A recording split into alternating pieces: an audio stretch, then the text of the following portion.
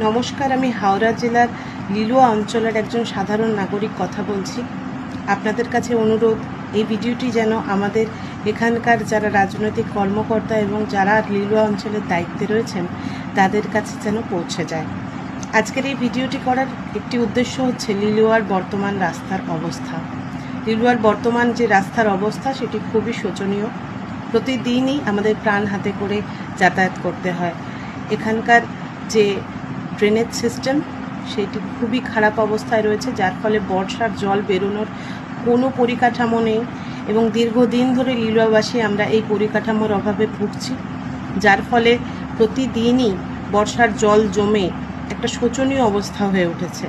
আপনারা অবগত আছেন যে কিছুদিন আগে ভাগাড়ে একটা সমস্যা হয়েছিল এবং যার ফলে ভাগাড়ে নোংরা ফেলা বন্ধ আছে, কিন্তু এর একটা খারাপ ফল আমরাও পাচ্ছি, যেটা হচ্ছে লিলুয়ায় এখন ময়লা বা আবর্জনা ফেলার সেরকম কোনো পরিকাঠামো নেই এবং লিলুয়ায় দিনের পর দিন যেভাবে মানুষ বেড়ে চলেছে, ফ্ল্যাটস তৈরি হচ্ছে, সেই সময় দাঁড়িয়ে সেই পরিপ্রেক্ষিতে রাস্তায় রাস্তায় আবর্জনা স্তূপ আকারে পড়ে রয়েছে এবং সেই অস্বাস্থ্যকর পরিবেশের মাধ্যমে বর্ষার জল জমে লিলুয়ার রাস্তা একটা দুর্বিষহ একটা বিভীষিকা হয়ে দাঁড়িয়েছে।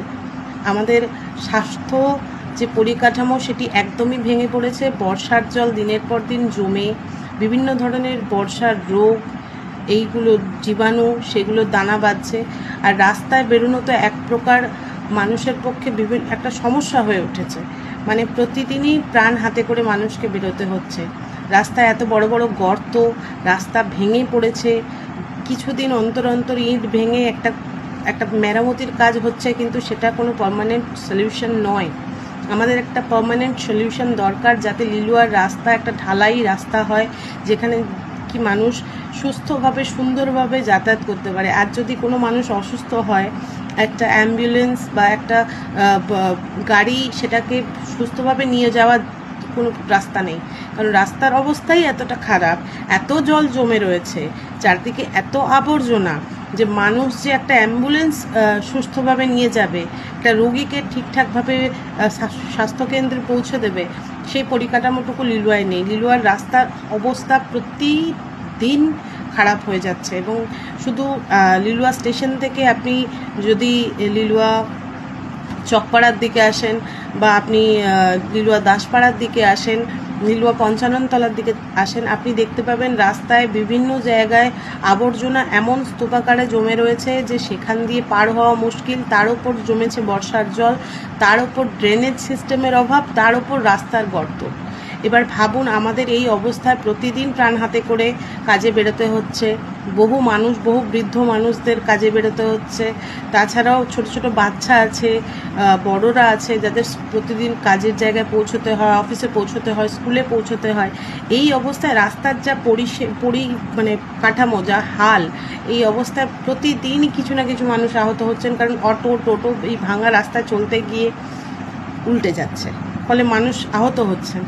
আমার আপনাদের এই যে যারা ভোট দিয়ে যে বর্তমান রাজনৈতিক দলকে লিলুয়ার দায়িত্বে এনেছেন, সেই রাজনৈতিক দলের কাছে আমার একটাই অনুরোধ, যে আপনারা যে লিলুয়ার যে বর্তমান অবস্থা, এটা সম্পর্কে কিছু করুন, অন্তত চোখটা খুলুন, অন্তত এই নিয়ে কিছু ভাবুন আপনারা। আমাদের কোনো আপনাদের কাছে অন্য কোনো দাবি নেই। আমরা বড় বড় পুজো চাই না, আমরা বড় বড় মানে ভাষণ চাই না, আমরা কোনো রকম আপনাদের কাছে আর আমাদের কোনো আকুতি নেই। আমাদের একটা মাত্র আকুতি হচ্ছে লিলুয়ার রাস্তা যেন ঠিক হয়, লিলুয়ায় যেন একটা প্রপার ড্রেনেজ সিস্টেম এবং আমাদের ময়লা ফেলার একটা যেন পরিকাঠামো তৈরি হয়, যেটার ফলে লিলুয়াটাকে একটা পরিষ্কার পরিচ্ছন্ন একটা শহর হিসেবে আমরা সুস্থভাবে বাস করতে পারি। কারণ যে হারে রোগ বেড়ে চলেছে, ম্যালেরিয়া, চিকুনগুনিয়া, বর্ষার জলবাহিত রোগ যেভাবে বেড়ে চলেছে, এখানে কিছুদিন পর এখানে ভয়ঙ্কর অবস্থার সৃষ্টি হবে এবং মানুষ এখানে বেঁচে থাকতে পারবে না। মানুষের অবস্থা খুবই শোচনীয়। আপনারা দয়া করে এটাকে নিয়ে ভাবুন, আপনারা এটাকে নিয়ে কিছু করুন। লিলুয়ায় একটা proper drainage system and proper road খুব দরকার। আমার অনুরোধ, আপনারা এটাকে নিয়ে কিছু ভাবুন। এবং আমাদের যে হারে রাস্তায় যে হারে ভাড়া বেড়ে চলেছে, কোনো দিন 30 টাকা, কোনো দিন 50 টাকা, কোনো দিন 100 টাকা, যে হারে লুট চলছে, এই লুটটাকে আপনারা আটকান। কারণ আমরা সবাই নিম্নবিত্ত মধ্যবিত্ত এই রকম ক্লাস থেকে বিলং করি। সেখানে দাঁড়িয়ে রোজ রোজ এইভাবে আমরা সাফার করতে পারবো না। এবং সাফার করার জন্য মানে মানুষকে কর্মক্ষেত্রে যাওয়ার জন্য যে সামান্য পরিকাঠামোটার দরকার সেটাও লিলুয়াতে নেই। মানুষ যে একটা স্বাস্থ্য পরিষেবা নেবে বা নিজের কর্মক্ষেত্রে যাবে বা স্কুল কলেজে যাবে, সেইটুকু যাওয়ার জন্য যে একটা প্রপার সিস্টেমের দরকার আছে, লিলুয়ায় সেই সিস্টেমটাও নেই। যে হারে লোক বাড়ছে, আপনারা লিলুয়া সম্পর্কে একটু ভাবুন। এতগুলো ভোটার এখানে রয়েছে, আমাদের সম্পর্কে একটু ভাবুন। এটাই আপনাদের কাছে আমার অনুরোধ। ধন্যবাদ।